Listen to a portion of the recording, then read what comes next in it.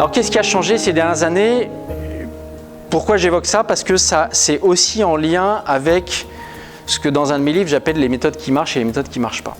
Moi je viens de Palo Alto. Palo Alto, pour ceux qui connaissent, c'est toujours plus de la même chose. Et donc c'est refaire toujours de la même façon des trucs qui ne marchent pas. Un de mes maîtres à penser, Michel Crozier, il nous dit quoi? Il nous dit le changement, ça n'est pas le déroulement majestueux de l'histoire. Donc ça, évidemment, pour les plus anciens d'entre nous, vous verrez que ça, c'est toute référence à la philosophie de l'histoire qu'on avait dans les années 70, où on se disait, au fond, l'histoire va toujours dans le même sens, d'accord? Il y a un progrès. Une organisation, avant d'être des cases, des organigrammes, des modes opératoires, des procédures, c'est d'abord des gens. C'est d'abord des gens qui travaillent ensemble. C'est des hommes et des femmes qui travaillent ensemble, autour notamment de la notion de pouvoir. Donc qu'est-ce que nous dit Crozier? Il nous dit que le changement ne peut se comprendre que comme un processus de création collective. Et là, on commence à rentrer dans notre sujet du coaching d'organisation. On est dans notre métier de coach, on se heurte tous les jours à la question des croyances. Les nôtres, d'abord. On essaye gentiment de nettoyer, force, supervision, etc. etc. Mais aussi celle de nos clients, d'accord? Quelles sont leurs croyances? Est-ce que leurs croyances sont efficaces? Est-ce que leurs croyances leur permettent d'aller là où ils ont envie d'aller? Quelques exemples du poids des croyances. Guerre de 14, vous avez des généraux qui sortent de la guerre de 70 et qui pensent que le secret de la stratégie, c'est ce qu'on appelle l'offensive à outrance. Donc on va lancer des offensives en permanence, en permanence, en permanence. Bien, c'est une croyance.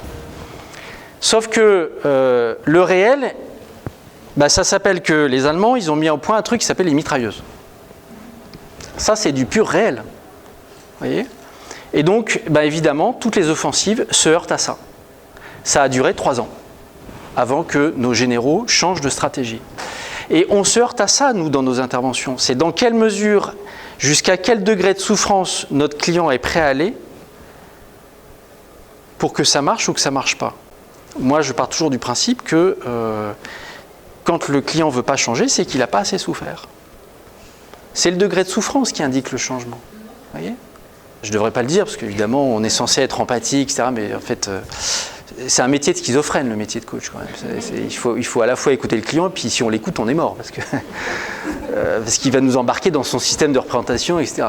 Et donc, moi, je note TS+, TS-, tentative solution qui marche ou qui ne marche pas. Je note que ça. Le client croit que je note tout ce qu'il raconte. En fait, je lui montre jamais mes notes. Et je dis, et je creuse ça. Et ensuite, je lui montre. Et l'insight se fait tout seul. C'est même pas le coach qui provoque l'insight. Le client voit tout seul que quand il fait ça, ça fonctionne pas. Vous voyez ? Et on peut rigoler, mais on a la même chose chez nous. Je veux dire, quand ça fait 10 fois qu'on a dit à notre gamin de ranger sa chambre et que 10 fois il ne veut pas ranger sa chambre, et qu'on essaye une 11e fois, est-ce qu'on n'est pas un peu nous aussi là-dedans ? On se dit, oh, mais ça va marcher. Et on voit que le coaching d'organisation, c'est aussi un métier de coaching. Le consultant serait venu, et encore une fois, je suis dans un cabinet de conseil, donc je ne dis pas du mal. Pour moi, ça a plein de valeur, le conseil. Mais il serait venu en disant, c'est ça qu'il faut que vous fassiez. Je vous apporte l'expertise. Et le coach va dire, moi, j'y connais rien. Démerdez-vous, mais on ne sort pas. Au bout d'un moment, quand les gens ils ont faim, ils sont obligés de se mettre d'accord.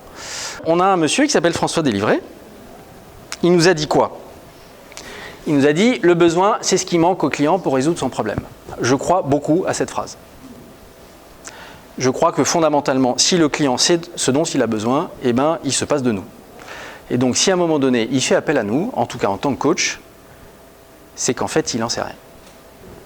Si le client fait appel à un prestataire, c'est qu'à un moment donné, je pars de cette hypothèse, c'est qu'il a déjà essayé de résoudre par lui-même son problème, que son problème soit un problème petit ou un grand problème.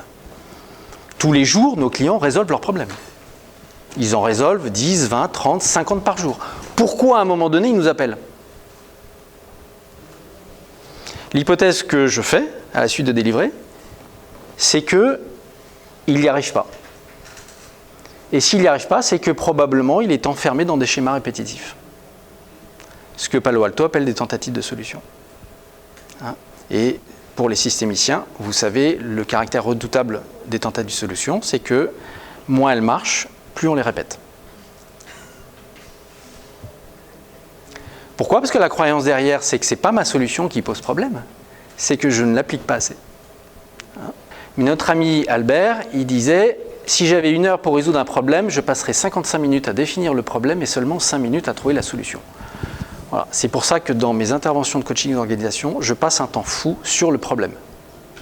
Quel est le bon problème? Parce qu'une fois que vous l'avez trouvé, c'est relativement simple.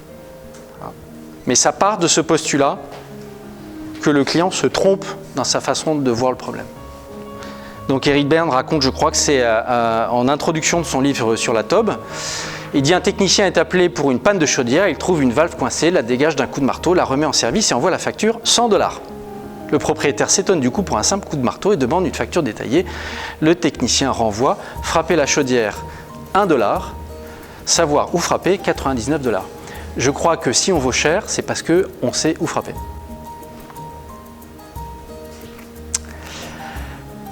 En tout cas, il faut savoir où frapper. Et c'est un peu notre quête du Graal, et c'est là qu'on va avoir besoin de nos outils de coaching. Comment savoir où frapper? Parce que si on a la prétention de dire que le client se trompe, ben derrière, il faut tenir la promesse, quoi. Et c'est là que notre métier est intéressant, c'est que dans le coaching, on se base sur des choses vraies, c'est ce qui se passe. Ce qui se passe dans la relation.